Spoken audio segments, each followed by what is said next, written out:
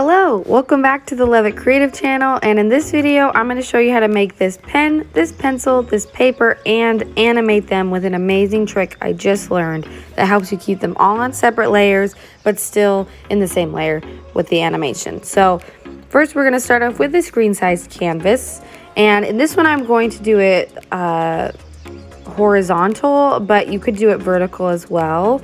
The first time I did it vertical. So the first thing we're going to do is start with our outline layers for our pencil, our pen, and our paper. So a trick that I'm using is when I draw down, you'll see that my other finger comes on and taps. That's just to make sure it's perfectly horizontal. So then I've got the body of the pencil and then the point. And then I'm going to add the details in with the making sure the lines are straight first off, and then to add the little metal part, I just add some squiggly lines kind of on the end, and then the eraser here. And the last step for the pencil, we'll add the lines that basically make it so the pencil has its shape. So I'll add some lines in the middle, starting at the ends of those triangles at the top. And still using that tap with the other finger to make sure that they're perfectly horizontal. Then we're going to do the paper, and that's pretty cut and dry, so there you'll just have a rectangle there.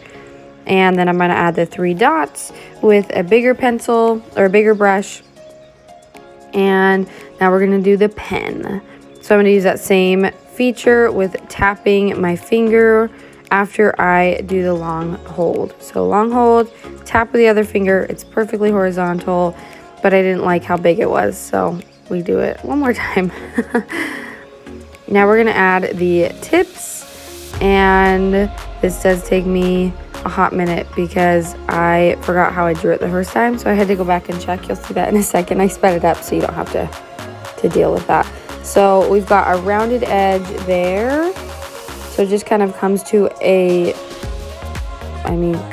ends curve in a little bit, and then we've got the end of the plastic, and then we've got the part that sticks out that holds basically the ink part. And I'll keep this part slow just because it would take me forever and I don't want you to miss it. So I had to go back and check my gallery to see what my pen looked like the first time. So it was a little bit longer than that. So we're going to redo that because, yeah, I want it to look good. So a little bit longer, kind of following that tapering line that the plastic ended with, using that flat line feature with using my other finger. And then we have a little bit of the plastic that comes back in. This part will be brown just like the part that comes out.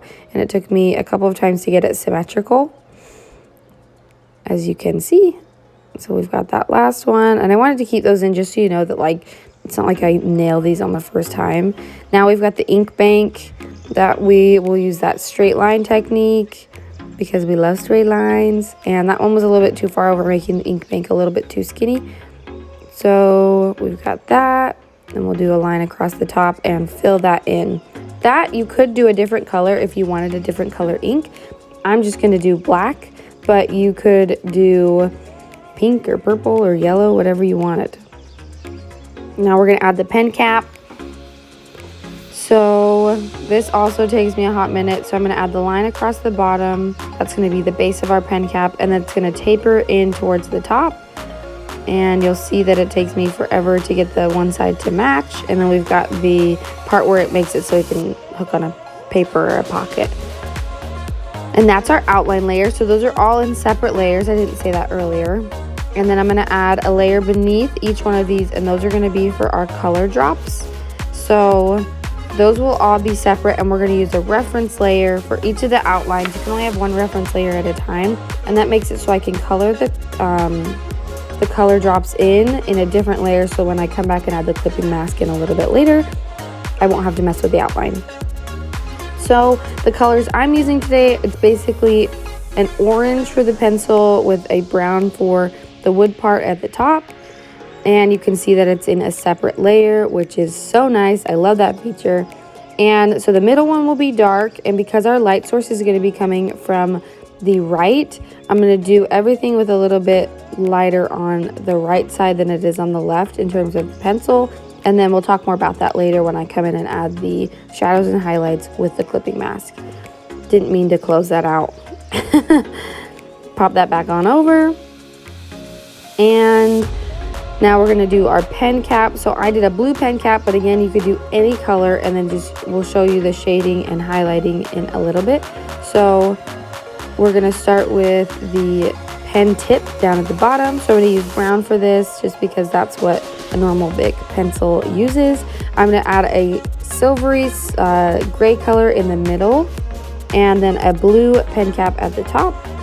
I sped that up just because I needed this to be under 15 minutes basically.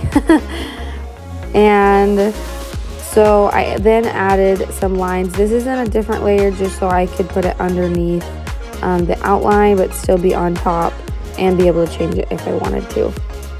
So those are just to add the extra ribbing lines, just because pens usually aren't perfectly round. They've got some edges to them in the body of the pen. So that is that pencil or pen basically. We're going to add the color in afterwards. Now we're going to do our paper. So I'm going to pick this light blue color that is going to get us to our lines, but I'm first going to color drop into that and do white, because right now it looks white but it's actually empty on the inside, like us all, right? Okay, so that was a lame joke. So now I'm going to add a layer on top of that just so I can edit it if I need to later, but I'm actually going to end up merging it later on anyway. So I'm going to use the same tip tool. So I'm going to draw a line across and then tap to make it perfectly horizontal. And that's basically it. So we're going to speed this up real quick so you don't have to watch me do this for forever. I ended up having to erase some of the edges just because I made it go over outside the paper. So now I'm going to add a pink color straight up and down near the 3-hole punch on the side. And that is basically it for our basic color drops. And next I'm going to merge my 1 layers together just to consolidate, because I know I'm going to have a lot of layers later when we animate this. So I'm going to add clipping masks to the top of each of the colors. I'm going to start with the pen. So I'm going to pick a lighter color, and like I talked about earlier, our light is coming from the right. So we'll have a highlight on the right side of everything and then a shadow on the left side. And I really like how this shadow just comes down the side. It's just a color. You could add your shadows with a textured brush if you wanted to. That would add a really fun element, but for the simplicity of this, we are just going to do it like this with some lines, a little bit of a curve tapering down to the end. And so we're going to add a dark color there. And I usually just use that disc. You see the disc that I have popped out to the side, and I'll use that to get my other colors if I don't have it in my palette already. So we've got that, a little bit of a shadow and highlight there. Now we're going to go down to the bottom. I've got a dark here, and I'm going to have it taper around. And then the one below, I'm going to have the shadow kind of come from the top just to show that there's a little bit of a groove there. And that's how I wanted my shadow to look. You can do it however you want. You might be more of a professional shadow and highlighter than I am, but that's how I did it for that. And then I did add a little bit of a gray shadow underneath the pen cap part. I didn't do this when I first did this, but while I was making this, I realized that that would be a good idea. So I picked like 17 different shadow colors, and it was hard to find the right one. And then I had to find the right shape. So color that in. So we've got our pen. That's all finished. And now we're going to add a little bit of a highlight because it's not actually finished. I take that back. Add a little bit of a white highlight on the end just to show that there's still some light coming in. Make it look just a little bit more realistic. You could also add a highlight in the body of it, like in the middle if you wanted to, but I wanted to keep this kind of consistent across the board. So that is what we did for that. I tried to add it all the way down, but I didn't end up liking it, so I redid it anyways. It's a messy process, this is. So that is now our pencil. Now it's finished. Or pen. Sorry, I keep saying pencil. So now we're going to add a clipping mask above our color layer, and we're going to go to our lighter colors. So we're going to add a light color across the top, and I realized that was the same color as the body of the pencil, so I wanted to switch it up. I realized still same color, so I went in and made some adjustments just to make it a little bit more interesting to the eye. And I had to figure out where I wanted these lines to be because I realized I kind of messed up the design, but I feel like it still really turned out. So we're going to do a dark color. Realized it was the same one because I did a limited color palette, so had to switch that one up too. So that is the pencil at the top. Normally you would do the lines coming from the tops of the triangles, so if you end up doing that, you can do it differently than I did because I kind of messed it up, but we're just going to roll with it. So I added a darker line right next to the main color in the middle, just to add a little bit more of a shadow, and then a dark one really on the far end of it. And I loved how that turned out. And then I added a little bit of a light color on the far right side of the pencil, just to add a little bit more of that color. And I was having issues with the colors, as you can see, making that just a little bit brighter. And then the last is the gray down at the bottom, after I add a little bit of color there. So our little pencil tip and eraser, add just a little bit of color there. Realize now that I missed a part of the light pink coloring, but we're just gonna roll with it because I'm just now seeing it. So that is it. Now we're gonna change the color of our background to make it fun. And I wanted a cooler color, so like a teal or a green. I ended up picking this like lime green color because I felt like it was really fun. So now we're going to animate it after I take the drawing guide off. So first I wanted to make it so the pencil and pen were more in scale size to the paper, because the paper itself, it's kind of a wonky shape. It's not actually the shape of a paper in like terms of dimensions. My pencil was behind the paper, so I selected them and then moved them up. And then the pen, I also shifted it around, gave it a little bit of a tilt on the side just so it would look a little bit more natural. But that is it for the outlining, coloring, shading, and highlighting portion. Now we're going to jump right into the animation. So we're going to go to the actions, canvas, and turn on our animation assist. And you can see all of our different layers are different frames of the animation, which we don't want because that's not going to make a very interesting animation. So what we're going to do is we're going to group together our pencil, group together our pen by swiping left to select multiple things and then tapping group.